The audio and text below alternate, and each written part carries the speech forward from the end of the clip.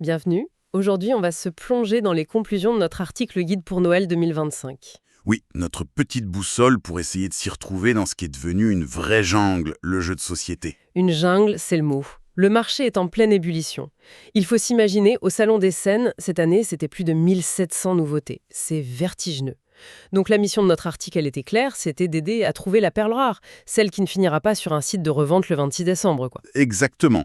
Et ce qui est fascinant, c'est qu'il y a une tendance de fond qui s'impose, mais massivement. C'est le jeu coopératif. Ah oui, ce n'est plus du tout une niche. Non, pour preuve, le Spiel des Jahres, le prix le plus prestigieux du secteur, a récompensé quoi 4 des 6 derniers lauréats, c'était des jeux où on gagne ou on perd en équipe. C'est un vrai changement de paradigme. On a d'ailleurs exploré ça dans l'article. Est-ce que c'est une simple mode ou il y a quelque chose de plus profond? Notre analyse suggère que c'est une réponse à un vrai besoin de connexion.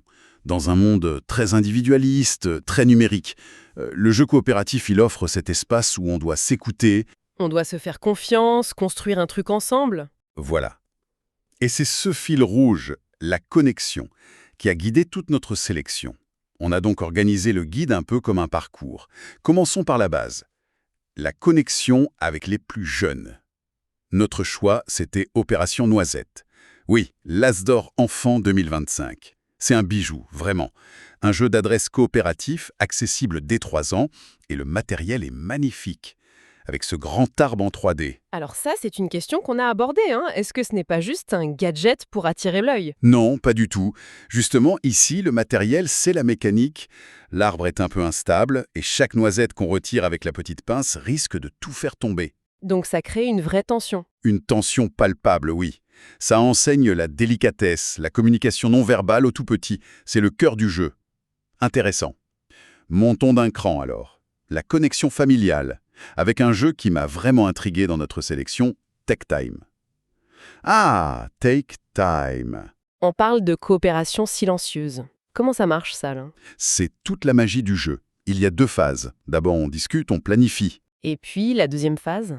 Plus personne ne parle. Plus un mot. Tout repose sur la confiance, l'intuition de ce que l'autre va faire. C'est une expérience incroyablement forte.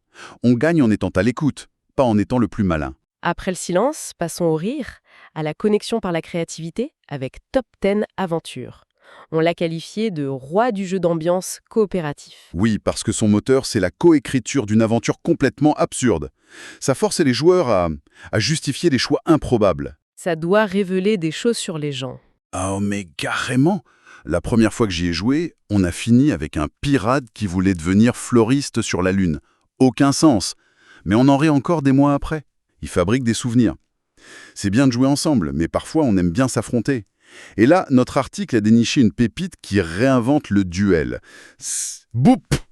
Boop, oui. Sous son apparence adorable, avec un petit lit en tissu comme plateau et des chatons en bois, C'est très mignon. se cache un jeu de stratégie abstrait d'une profondeur redoutable. C'est ça qui est génial. La mécanique centrale est simple. Quand on pose un chaton, il repousse les autres d'une case. Mais cette simple règle transforme tout en un chaos contrôlé. Il faut penser 3 coups à l'avance. Et enfin, pour le summum de l'engagement, la connexion sur le très long terme, on a le monstre. Frosthaven. La boîte pèse 16 kilos.